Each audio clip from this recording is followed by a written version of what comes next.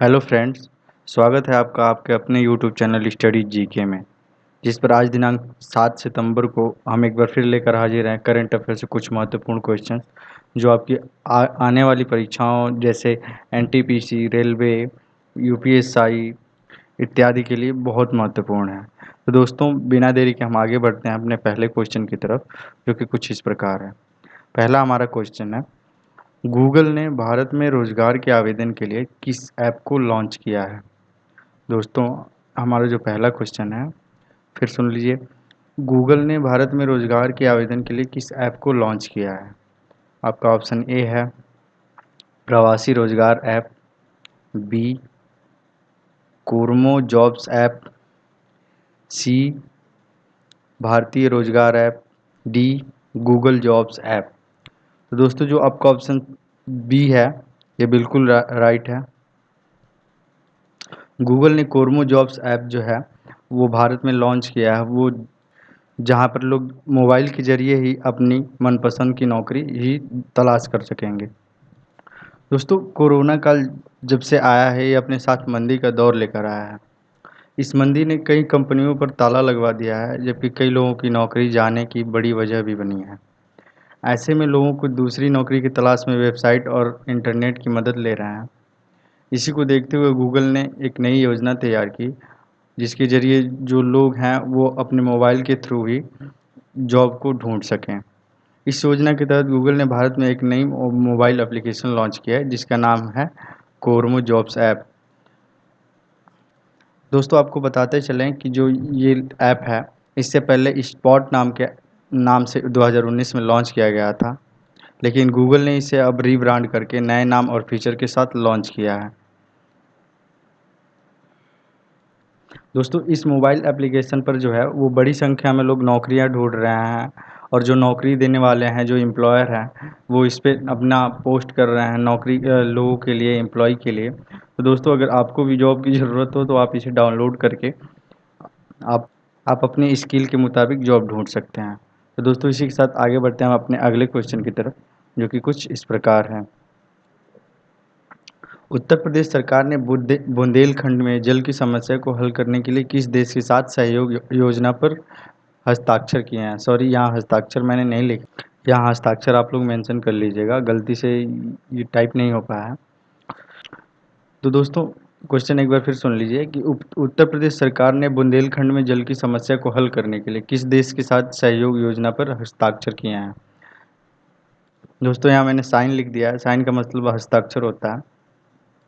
आप इसे please mention कर लीजिएगा, आज ये गलती हो गई है। तो दोस्तों, आपका ऑप्शन जो है ए चीन, बी रूस, सी जापान, डी इज़राइल। तो दोस्तों, जो आपका ऑप्शन डी है इज़राइल, ये बिल्कुल राइट है, इस पे हम टिक लगा देते हैं। दोस्तों, जो बुंदेलखंड राज्य है, यहाँ जल की समस्या बहुत है। यहाँ जो है हमेशा हर साल लगभग सूखा ही पड़ता है।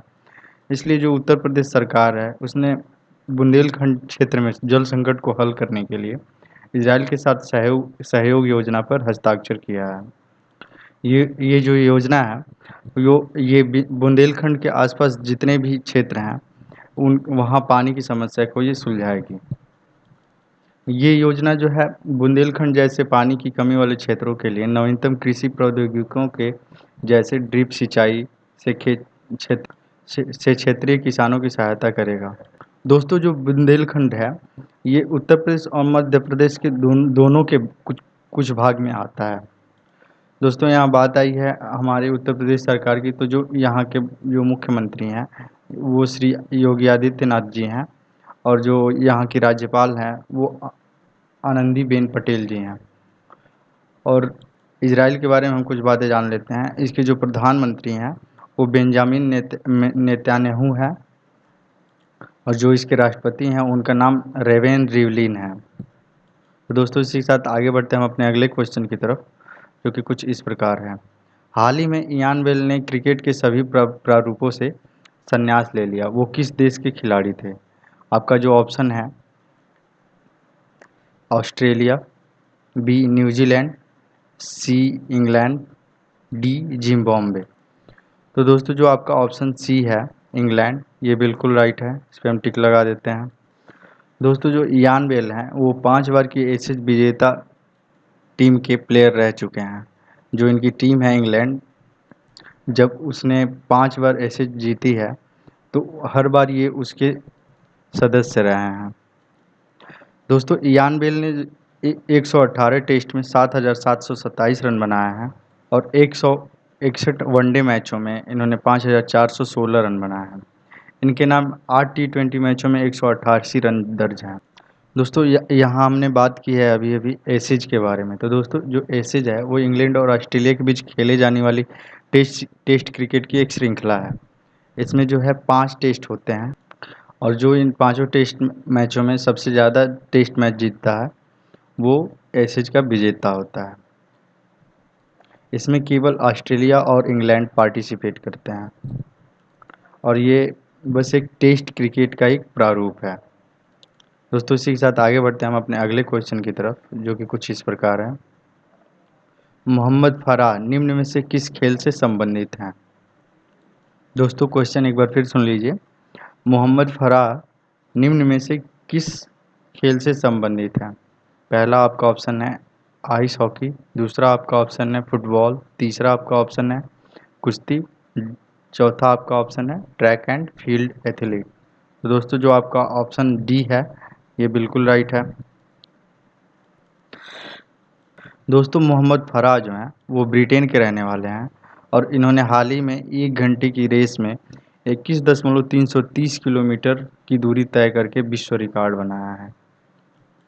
दोस्तों मोहम्मद फराह का जन्म जो है वो सोमालिया में हुआ था,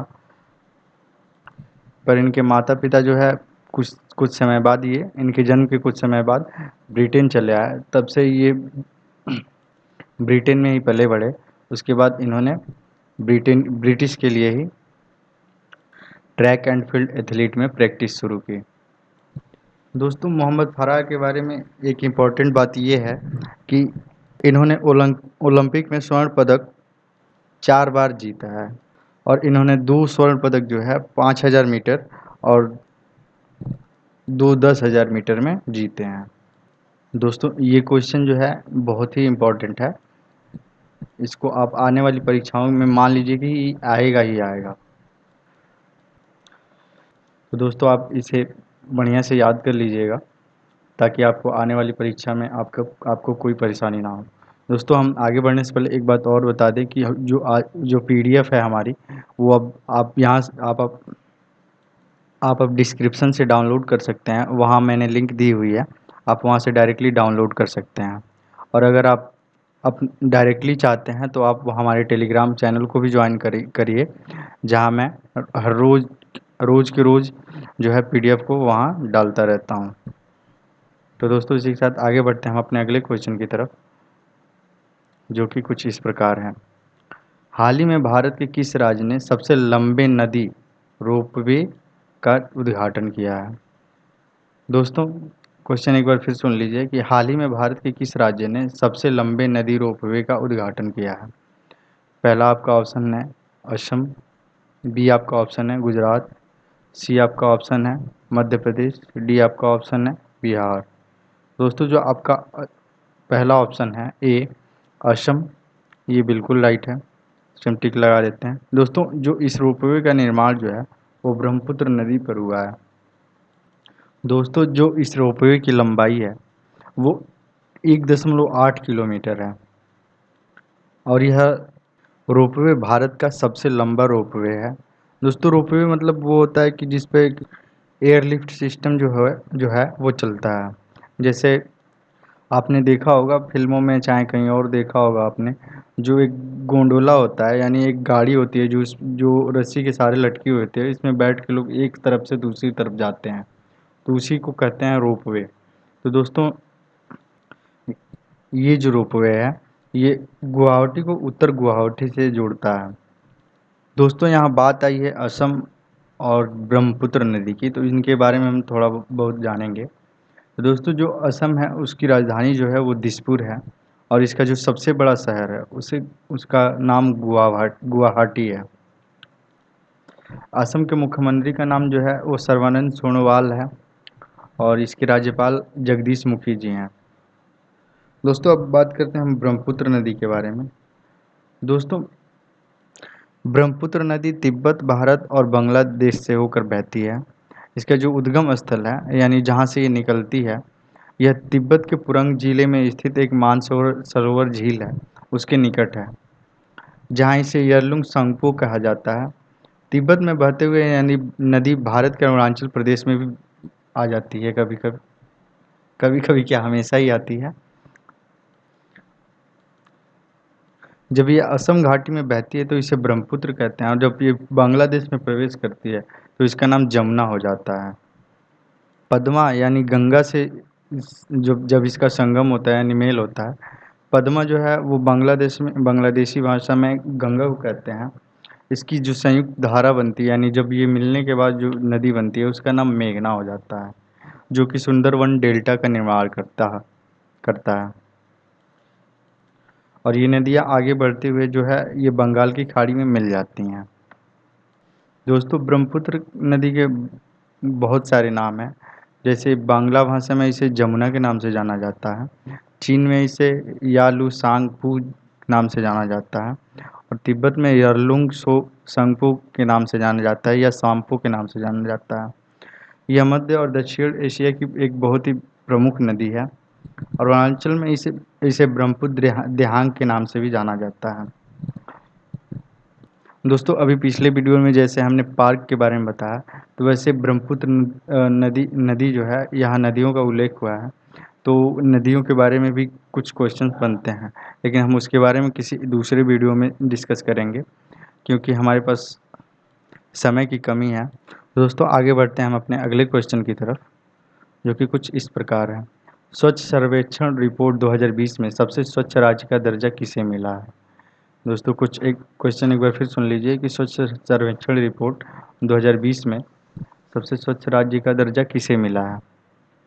तो दोस्तों आपके जो ऑप्शन ए हैं छत्तीसगढ़, बी मध्य प्रदेश, सी तमिलनाडु, डी उड़ीसा। तो दोस्तों जो आपका ऑप्शन ए है छत्तीसगढ़, ये बिल्कुल राइट है, इस पर हम टिक लगा देते हैं। दोस्तों ये जो स्वच्छ सर्वेक्षण रिपोर्ट है, ये 100 शहरों को मद्देनज़र रखते हुए बनाई गई है।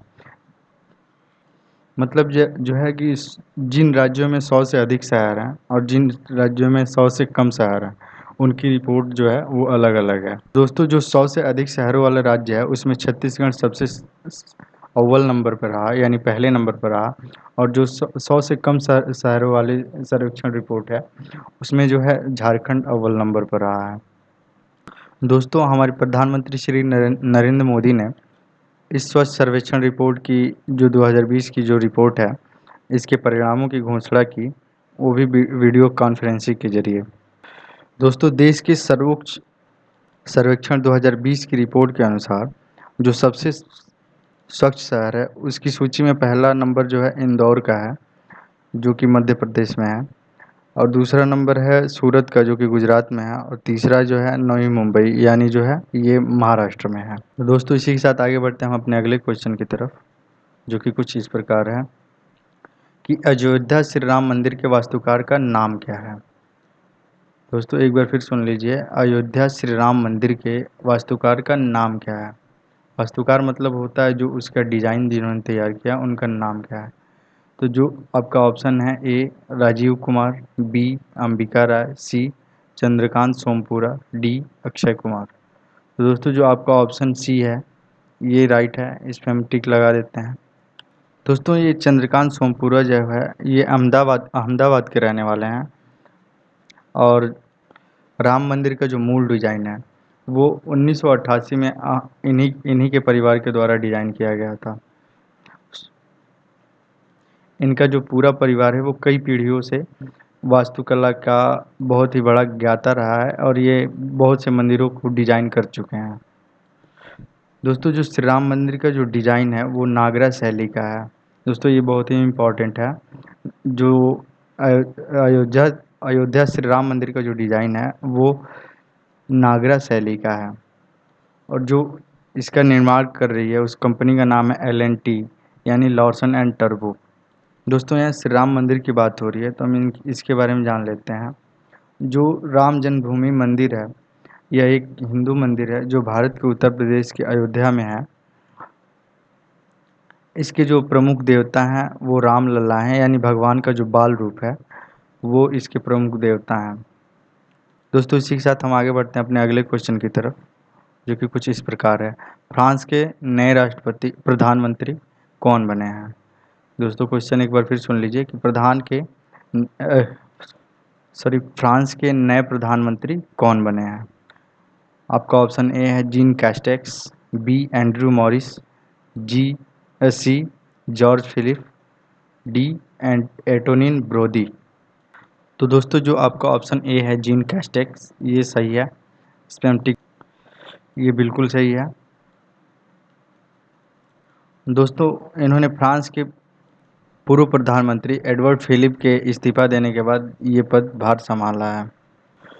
दोस्तों हम फ्रांस के बारे में कुछ बातें कर लेते हैं। जो फ्रांस है ये पश्चिम यूरोप का एक देश है और इसकी जो राजधानी है वो पेरिस है। इनके इनके राष्ट्रपति का जो नाम है वो इमैनुअल मैक्रोन है और राजभाषा जो है फ्रांसीसी है। दोस्तों इसी के साथ आगे बढ़ते हैं हम अपने अगले क्वेश्चन की तरफ, जो क्वेश्चन नंबर 9 है कि डायना पुरस्कार 2020 इनमें से किसे मिला है? A Rumi Pandey, B Christopher Harris, C Mike Poppin, D Frida Thakral. Sorry दोस्तों ये फ्रिया ठकराल है, इसको मैं यहाँ लिख देता हूँ इंग्लिश में, सॉरी हिंदी में। तो दोस्तों जो वर्ष 2020 का डायना पुरस्कार है वो फ्रिया ठकराल को मिला है। ये फ्रीडा ठकराल नहीं है दोस्तों, ये फ्रिया ठकराल है। आप इसको नोट कर लीजिएगा। आज कुछ ज़्यादा ही गलतियाँ हो गई हैं, उसके लिए हम माफ़ी चाहेंगे। दोस्तों जो आपका ऑप्शन डी है ये बिल्कुल राइट है। इसमें फ्रिया ठकराल जो है ये बिल्कुल सही ऑप्शन है। दोस्तों फ्रिया ठकराल को उनके रिसाइकलर ऐप के लिए 2020 डायना पुरस्कार मिला है। इन्होंने दिल्ली के रैग पिकर्स की मदद के लिए और उपयोगकर्ताओं को वेस्ट हैंडलर से जोड़ने के लिए इस ऐप को विकसित किया है। यह रिसाइकलर ऐप एक वेब बेस्ड मोबाइल एप्लीकेशन है जो उपयोगकर्ता को वेस्ट हैंडलर से जोड़ता है। जो गार्बेज कलेक्ट करते हैं, जो गार्बेज उठाते हैं, उनसे ये जो दोस्तों हम यहाँ बात कर लेते हैं डायना पुरस्कार 2020 के बारे में। सॉरी डायना पुरस्कार के बारे में हमने तो बात कर ली, डायना पुरस्कार 2020 किसे मिला। अब हम बात कर लेते हैं डायना पुरस्कार के बारे में। दोस्तों डायना पुरस्कार की शुरुआत जो है 1999 में यूनाइटेड किंगडम द्वारा की गई थी और ये पुरस्कार जो है दुनिया भर में युवाओं को सामाजिक कार्यों और मानवीय प्रयासों को पहचान दिलाने के लिए और राजकुमारी डायना की याद में की गई थी। यह पुरस्कार जो है 1 जुलाई को राजकुमारी डायना की जयंती के उपलक्ष्य में हर साल दिया जाता है। दोस्तों अभी हमने बात की यूनाइटेड किंगडम के बारे में, तो उसके बारे में कुछ जानकारी ले लेते हैं। दोस्तों यूनाइटेड किंगडम को ही हम ब्रिटिश या ब्रिटेन के नाम से जानते हैं। दोस्तों ये वही देश है जिसने कई देशों पे कई सालों तक कई सालों क्या कई सौ सालों तक राज किया है। दोस्तों यहाँ जो प्रशासन है वो राजशाही प्रशासन है और जो संसद है वो डेमोक्रेटिक है यानी लोकतांत्रिक है। दोस्तों जो यहाँ की महारानी है वो महारानी एलिजाबेथ हैं और प्रधानमंत्री जो है वो बोरिस जॉनसन है, जो हाल ही में कोरोना संक्रमित हुए थे और इसकी वजह से वो बहुत चर्चा में रहे थे। दोस्तों इसी के साथ हम बढ़ते हैं अपने अगले क्वेश्चन की तरफ। विजडन द्वारा 21वीं सदी का भारत का सबसे वैल्यूएबल यानी मूल्यवान टेस्ट क्रिकेटर किसे घोषित किया गया है? आपका ऑप्शन ए है विराट कोहली, बी रविंद्र जडेजा, सी चेतेश्वर पुजारा, डी महेंद्र सिंह धोनी। तो दोस्तों जो आपका ऑप्शन बी है रविंद्र जडेजा, ये बिल्कुल राइट है। दोस्तों रविंद्र जडेजा जो है वो भारत के बाएं हाथ के ऑलराउंडर हैं। ये धीमी गति से गेंदबाजी भी करते हैं और जो इनका पूरा नाम है रविंद्र सिंह अनिरुद्ध सिंह जडेजा है। 8 फरवरी 2009 को इन्होंने श्रीलंका के खिलाफ अपना पदार्पण मैच खेला था। इनकी घरेलू टीम का जो नाम है वो सौराष्ट्र है। दोस्तों हमने अब बात की भारत के सबसे वैल्यूएबल टेस्ट क्रिकेटर की, बट अब हम फिर बात करेंगे विश्व के सबसे वैल्यूएबल टेस्ट क्रिकेटर की। दोस्तों जो विश्व के सबसे वैल्यूएबल 21वीं सदी के टेस्ट क्रिकेटर बने हैं उनका नाम है मुथैया मुरलीधरन। वो श्रीलंका के पूर्व गेंदबाज थे। 22 जुलाई 2010 को इन्होंने अपना अंतिम मैच खेला था और इस मैच में उन्होंने अंतिम गेंद पे 800वां विकेट हासिल किया था। दोस्तों हम बात कर लेते हैं यहाँ विजडन की। जो विजडन है ये एक पत्रिका है जो बाइबल के द्वारा क्रिकेट की बाइबल के नाम से भी जानी जाती है। इसे यूनाइटेड किंगडम में हर साल प्रकाशित किया जाता है और इसे दुनिया की सबसे प्रसिद्ध खेल संदर्भ पुस्तक भी माना जाता है। दोस्तों इसी के साथ आगे बढ़ते हैं हम अपने अगले क्वेश्चन की तरफ, जो कि कुछ इस प्रकार है। आइसलैंड के नए राष्ट्रपति का नाम क्या है? A Boris Johnson, B Romy Ardalia, C Louis Philippe, D Gudni Johnson. तो दोस्तों जो आपका ऑप्शन डी है गुडनी जॉनसन, ये बिल्कुल राइट है। हम टिक लगा देते हैं। इन्हें दोबारा राष्ट्रपति के पद के लिए चूज किया गया है। ये 92% वोटों के साथ दोबारा जीती हैं। दोस्तों यहाँ बात आई है आइसलैंड की, तो इसके बारे में कुछ बातें जान लेते हैं। दोस्तों यह यूरोप में ब्रिटेन के बाद दूसरा और विश्व में 18वां सबसे बड़ा द्वीप है और इसके जो प्रधानमंत्री हैं वो जीर हिल्मर हार्डे हैं। यहाँ की जो राजधानी है वो रेकजाविक है और देश की आधी जनसंख्या जो है लगभग यहीं पे रहती है। दोस्तों इसी के साथ आगे बढ़ते हैं हम अपने अगले क्वेश्चन की तरफ, जो कि इस प्रकार है कि शिक्षा नीति की रूपरेखा तैयार करने वालों में इनमें से किनका नाम शामिल है? आपका ऑप्शन है doctor K Kasturirangan, B आपका ऑप्शन है doctor K Ravirajan, C Ashok Gehlot, doctor P Y Shankaran. दोस्तों क्वेश्चन एक बार फिर सुन लीजिए कि शिक्षा नीति 2020 की रूपरेखा तैयार करने वालों में इनमें से किनका नाम शामिल है? तो आपका ऑप्शन जो है डॉक्टर के कस्तूरी रंगन, डॉक्टर के रविराजन, अशोक गहलोत और डॉक्टर पी वाई शंकरन। तो दोस्तों जो आपका ऑप्शन ए है डॉक्टर के कस्तूरी रंगन, ये बिल्कुल राइट है। इन्होंने भारत की जो शिक्षा नीति 2020 है इसको बनाने में बहुत बड़ी भूमिका निभाई है और इनके बारे में हम कुछ बातें जान लेते हैं। इनका जो पूरा नाम है वो कृष्णा स्वामी कस्तूरी रंगन है और ये भारतीय अंतरिक्ष वैज्ञानिक और राज्यसभा के सांसद हैं।